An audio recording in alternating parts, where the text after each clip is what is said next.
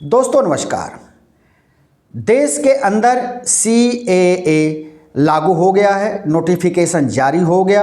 पूरे देश में नोटिफिकेशन जारी होते ही ये कानून एक्ट लागू हो गया है, लेकिन देश में अधिकांश लोग इसकी जो बारीकी है उसके बारे में नहीं जानते हैं और उसी बारीकी को लेकर आज हम आपके सामने हाजिर हुए हैं। ये सबसे पहले जब इस तरह के कानून आते हैं तो ये वही व्यक्ति समझ जाता है जिसको सिर्फ एक लाइन से मतलब है, जैसे 370 का हटना, 3 तलाक और अब ये जो है CAA। आखिर ये कौन सी बला है? CAA जो है ये नागरिकता संशोधन कानून है जिसे भारत सरकार ने लागू किया है। इसको अंग्रेजी में कहा जाएगा सिटीजनशिप अमेंडमेंट एक्ट। इसके तहत जो लब्बो-लुआब सरकार जो आपके सामने ला रही है, जो आपको तमाम सोशल मीडिया, आपके अखबार, आपके चैनल जो जानकारी दे रहे हैं वो सिर्फ ये जानकारी दे रहे हैं कि इस बिल के आने से किसी को खतरा नहीं है। यानी सरकार के तरफ से सिर्फ 2 लाइन कही गई कि इसमें किसी की नागरिकता छीनी नहीं जाएगी, बल्कि अल्पसंख्यक जो लोग भारत में आए हैं मुस्लिम देशों से, खासकर 3 देशों से, पाकिस्तान, अफगानिस्तान और बांग्लादेश से, उनको भारत की नागरिकता दी जाएगी। अब ये इसका एक नैरेटिव सेट किया जा रहा है कि ये नागरिकता देने वाला कानून है, नागरिकता छीनने वाला कानून नहीं है। इसको लेकर बहुत तरह की बातें हो रही, लेकिन हम आपको उस बारीकी पर लेकर के चल रहे हैं। CAA आज से 5 साल पहले सदन से पास हो चुका था। कानून बनाकर इसको ठंडे बस्ते में रख दिया गया था। यानी 2019 के लोकसभा चुनाव के पहले मौजूदा सरकार यानी मोदी सरकार इसका कानून बना दी थी, लेकिन उसको रोके रखी। इसलिए रोके रखी कि 2024 के लोकसभा चुनाव में इसके फायदे भुनाए जाएंगे। लेकिन एक और जहां भारतीय जनता पार्टी इसके फायदे को लेकर उत्साहित है, वहीं भारतीय जनता पार्टी के अंदर जो सबसे बड़ी डर है वो डर ये है कि कहीं ये उल्टा न पड़ जाए। और उल्टा क्यों पड़ जाए, अब इस पर गंभीरता से विचार करना है। आप हमारे साथ सिर्फ वीडियो में बने रहिए, हम एक एक पहलू को आपके सामने रखेंगे। भारतीय जनता पार्टी का कोशिश है कि देश के हिंदी बेल्ट में इसको खूब प्रचारित किया जाए, खूब इसका प्रसार किया जाए, ताकि विपक्ष की पार्टियां हमलावर हों, विपक्ष की पार्टियां CAA का विरोध करें। जैसे ही विपक्ष की पार्टियां CAA का विरोध करेंगी तो मौजूदा केंद्र की सरकार को और भारतीय जनता पार्टी को इसका सीधा सीधा लाभ पहुंचेगा। ये बात क्यों हो रही है? क्योंकि हमारा जो हिंदी बेल्ट है वहाँ अध्ययन लोग कम करते हैं, और जब अध्ययन कम करते हैं तो उनके लिए एक कहावत चरितार्थ है कि वो बिन तेल के पकौड़े जल्दी बन जाते हैं। ये यहाँ पर भी देखने को मिल रहा है, क्योंकि हमारा जो हिंदी बेल्ट है वहाँ एक नैरेटिव है और ये नैरेटिव तेज़ी से फैल रहा है कि इससे सिर्फ मुसलमानों को क्षति है, हमको किसी तरह की क्षति नहीं है। भारत सरकार भी यही बात कह रही है कि अफगानिस्तान, पाकिस्तान, बांग्लादेश से जो अल्पसंख्यक हैं यानी हिंदू, सिख, ईसाई, बौद्धिस्ट, जैनी, अगर ये हमारे देश में आकर के रह रहे हैं या भविष्य में आएंगे भी तो उनका प्रावधान इसी में आ जाएगा और उनको भारत की नागरिकता दे दी जाएगी। वहीं देश के अंदर जो मुसलमान आकर के रह रहे हैं इन देशों से, उनको नागरिकता दी जाएगी या उनको बाहर निकाल दिया जाएगा। ऐसा अभी इस CAA के अंतर्गत कहीं कुछ भी उल्लेख नहीं है। लेकिन नैरेटिव यही गढ़ा जाएगा, यही नैरेटिव गढ़ा जाएगा लोकसभा के चुनाव में, और इसी नैरेटिव को आगे बढ़ाया जा रहा है ताकि इससे भारतीय जनता पार्टी को अधिक से अधिक लाभ पहुंचे।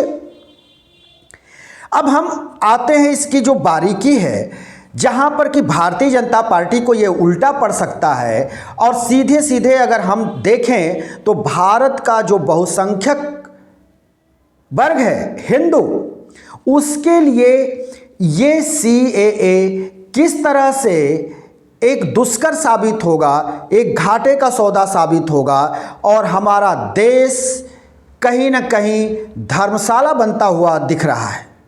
हम इसकी पुष्टि आपके सामने करेंगे कि हमारा देश कैसे धर्मशाला बन रहा है। आइए पहले हम उठाते हैं बांग्लादेश और पश्चिम बंगाल का मामला।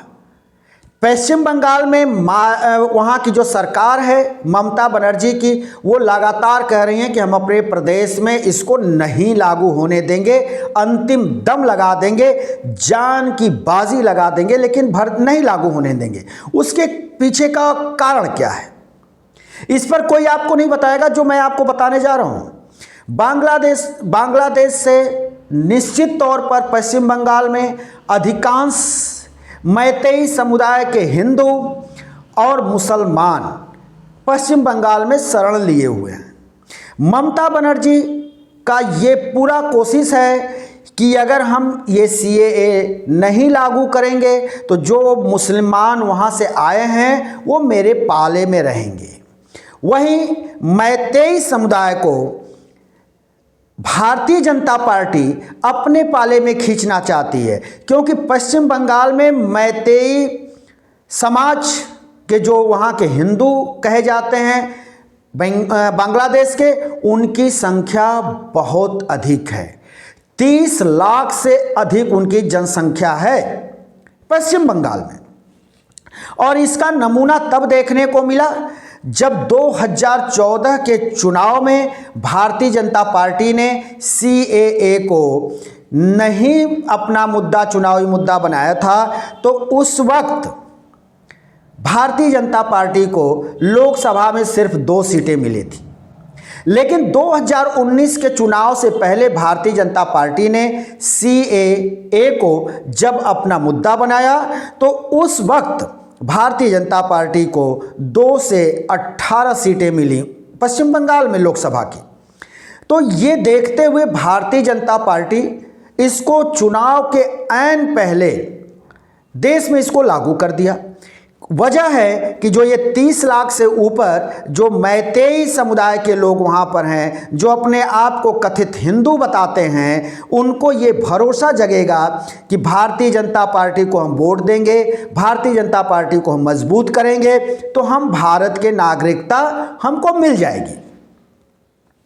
तो यहाँ पर भी ये विचार करने वाली बात है कि अगर मुसलमान जो आए हैं वो उनके लिए अगर इस तरह की बात अगर हम सोच रहे हैं तो ये भी इसमें अभी स्पष्ट नहीं है कि उन मुसलमानों को देश से निकाला जाएगा या उनके साथ क्या सलूक किया जाएगा। इसकी अभी कोई हमारे नागरिकता संशोधन बिल में किसी तरह का कोई प्रावधान नहीं है, कुछ भी लिखा नहीं है।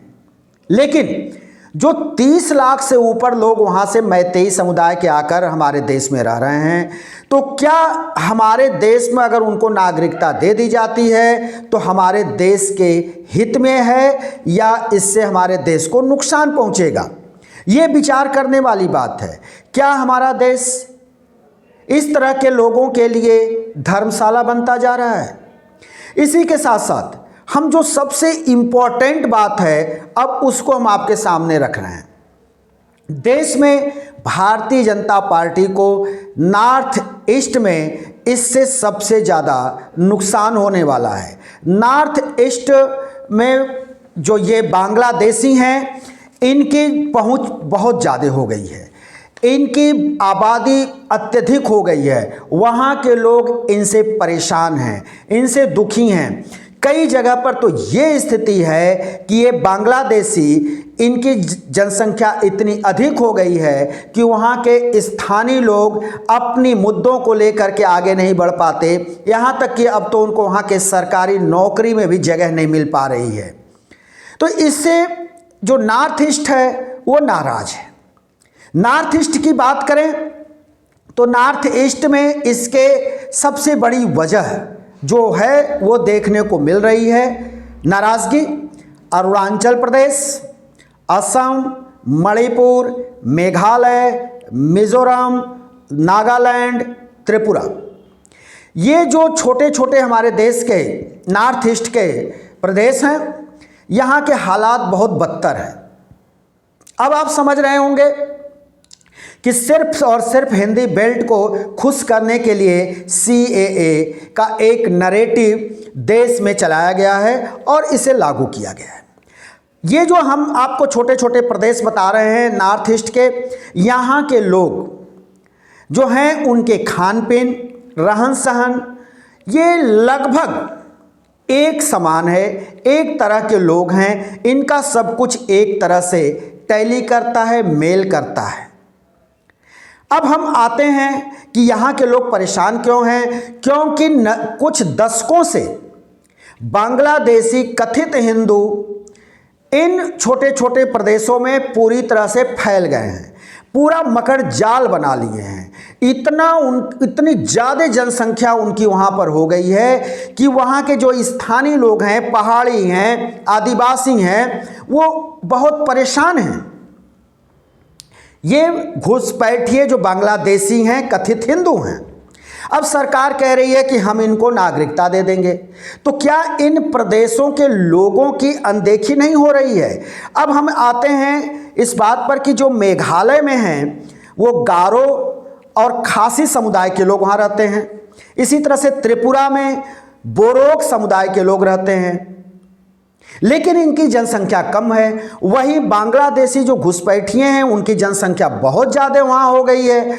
और वजह ये हो गई कि अब ये जो गारो, खासी, बोरोक समुदाय के लोग हैं, इनको न तो वहाँ नौकरी मिल रही है, न काम मिल रहा है, सब पर बांग्लादेशी घुसपैठियों का कब्जा हो गया।